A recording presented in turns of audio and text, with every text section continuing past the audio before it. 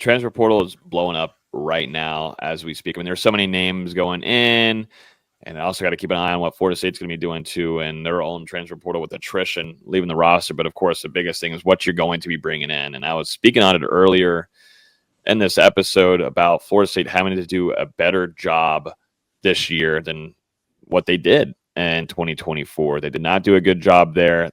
They graded an F. It was not pretty. Some of these names that they brought in were more project players than already proven players, like a guy like a Keon Coleman coming from Michigan State who already gave you some numbers and put up a good product there.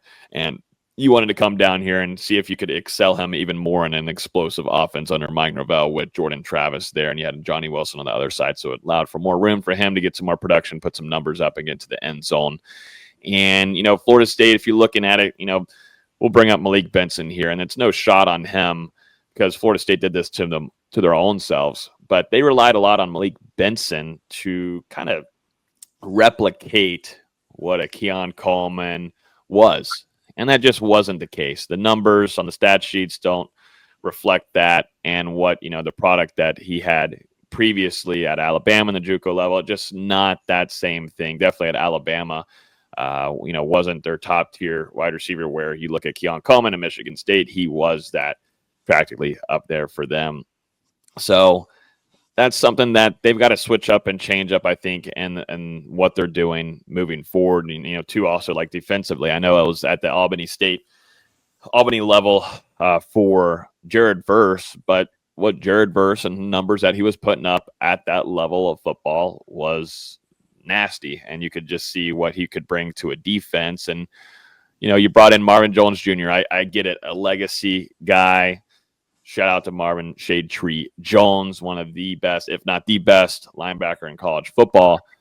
You brought in his son coming from Georgia. And, Kirby Smart and them, they couldn't figure out how to utilize him in the first couple of years. And maybe it wasn't just trying to figure out how to utilize him. Maybe there just wasn't a great product there. And, you were hoping that he could come in and be able to replace a guy like, not really replace him, but, put in a plug-and-play kind of dealio with losing Jared Verse and, adding what you thought you had with Patrick Payne on the other side. You thought, okay, maybe this kind of chemistry can mesh and we can get Marvin Jones Jr. back there, or this can excel the play from Pat Payton.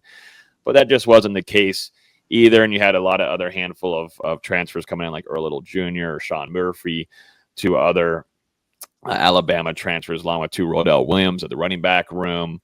And, you losing Trey Benson, you tried to replace some of your star players, which are a lot on this team, like we were noting earlier, with guys that weren't really proven to you. And you're going to have to do a lot of growing and developing and projecting. And that's fine to do if you've got a couple years to do it. But Florida State put a lot of eggs in their basket still to this 2024 year. And you brought into a veteran quarterback with DJU.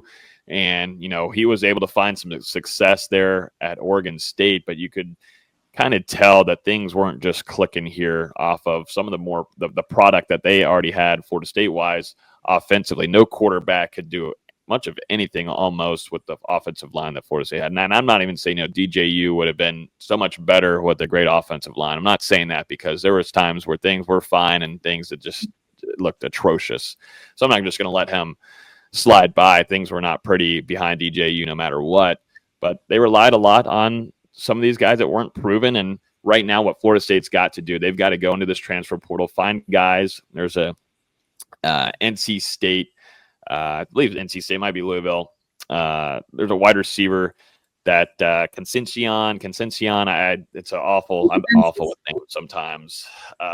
But there's a wide receiver there that I had to keep a close eye on, where Florida State is going to want to find guys like that are already proven at the collegiate level, at the tier that they're at, definitely, and those Power 4 teams that show, hey, they were successful there. Let's bring them into our system. Let's see what we can do with them, not to where you're having to work with them and rely on guys to make plays, and also to not just make plays, but save your offense. And I think that's what Florida State was relying on with a handful of these guys like Rodell Williams. If you think about it, Rodell Williams was practically the starter over Lawrence Toafili this season. I just did not think that was didn't really make too much of sense right there from me. And then you looked at Malik Benson, which he was, lighting it up in practice and making plays, but things just did not click when we got over to Saturdays and to the offensive line, what Florida State needs to do in that transfer portal. If they're going to use a lot of their NIL funds and whatever they can do to round up some money, it's got to go towards into the trenches this offseason in that portal. And there's definitely some names, when you bring in Gus Malzahn, and we'll see what Florida State does at the offensive line coach too. There's some really big, important hires still yet to be made.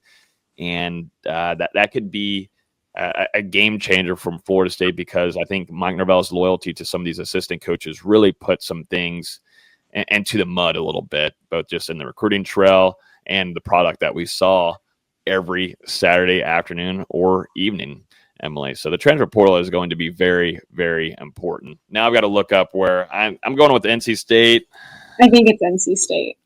Yeah, I can't believe I'm just over here. This football season killed me. But really talented wide receiver that has a lot of numbers that he put up. I got to look up the name now. Someone clip this. We'll do a quick little interlude. Yep, Kevin Concepcion. And I might have just messed up the last name. Who knows? But just going off of his stats, just bringing up an example real quick. A guy that, going back to facing Florida State, gave them fits, but wasn't too happy about this season in 2024. Put up 460 receiving yards, averaged about 8.7 yards per catch, and brought in 6 touchdowns.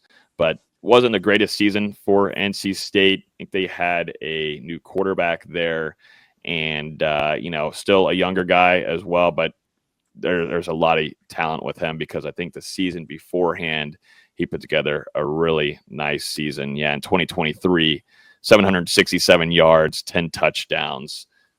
Also, too, put up almost 300 yards in rushing. So guys that Florida State need to bring in are guys that have already put up some good numbers at their level that they're playing at. There can no longer be any kind of project guys. And Mike Norvell, I think he learned that pretty quickly, probably a little hard-headed, and we didn't hear that to the media whenever he was talking about it when we were asking him questions. But it starts to become pretty clear that what they did last year cannot happen again. And one way to salvage things and get things better is getting into this transfer portal and finding success again, which Mike Norvell was, and I think still is, one of the best in college football at doing so and evaluating talent. So we'll see if they can bounce back.